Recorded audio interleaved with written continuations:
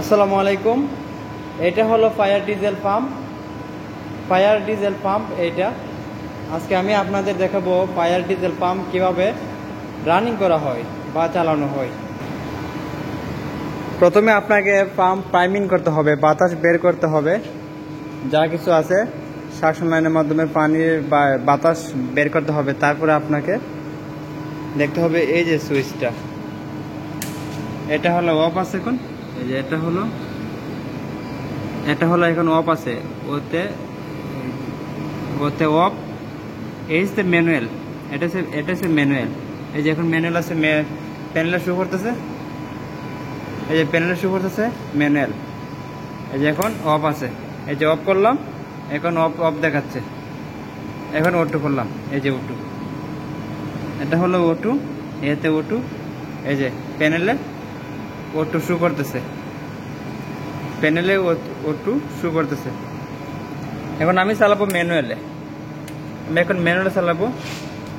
ম্যানুয়ালে কীভাবে চালানো হয় আপনাদের আমি দেখাবো, একটু মনোযোগ সহকারে দেখুন। তাহলে আমাদের পাইমিং করা শেষ হয়ে গেছে, অলরেডি বাতাস বের করা হয়েছে এবং পাম্প এখন কন্ট্রোল প্যানেল থেকে ম্যানুয়ালে আছে। আমি ম্যানুয়ালে কীভাবে চালানো হয় আমি আপনাদের দেখাবো।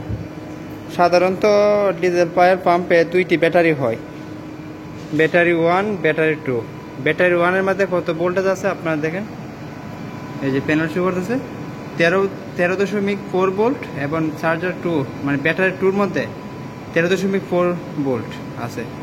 এম্পিয়ার প্রথম ব্যাটারির মধ্যে এম্পিয়ার আছে 2.4 এম্পিয়ার, সেকেন্ড ব্যাটারিতে আছে 2.7 এম্পিয়ার। আমাদের ব্যাটারি সবগুলো ঠিকঠাক আছে। এখন আমি আপনাদের দেখাবো যে কীভাবে ম্যানুয়ালে O2-তে কীভাবে ফায়ার পাম্প চালানো হয়।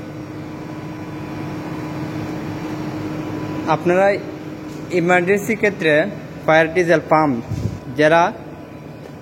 যাহারা এই ফায়ার সার্ভিসে আছেন বা বিভিন্ন ফ্যাক্টরিতে ফায়ারে কর্মরত আছেন, তাদের এই ভিডিওটি খুবই গুরুত্বপূর্ণ এবং কাজে লাগবে।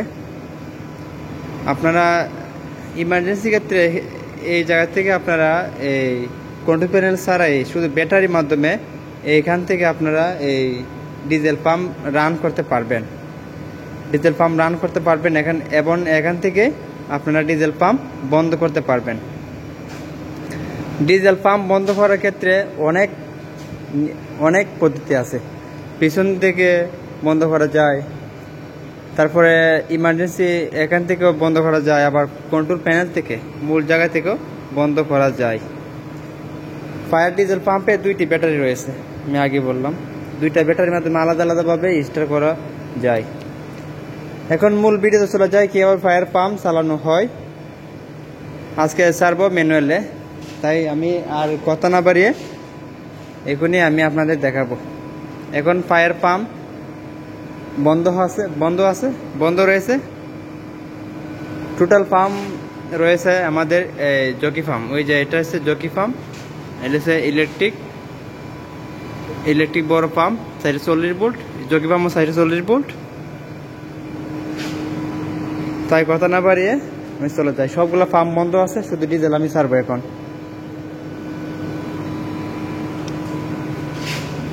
যথেষ্ট পরিমাণ তেল রয়েছে, তেলের ট্যাঙ্কি, এটা মূলত তেলের ট্যাঙ্কি।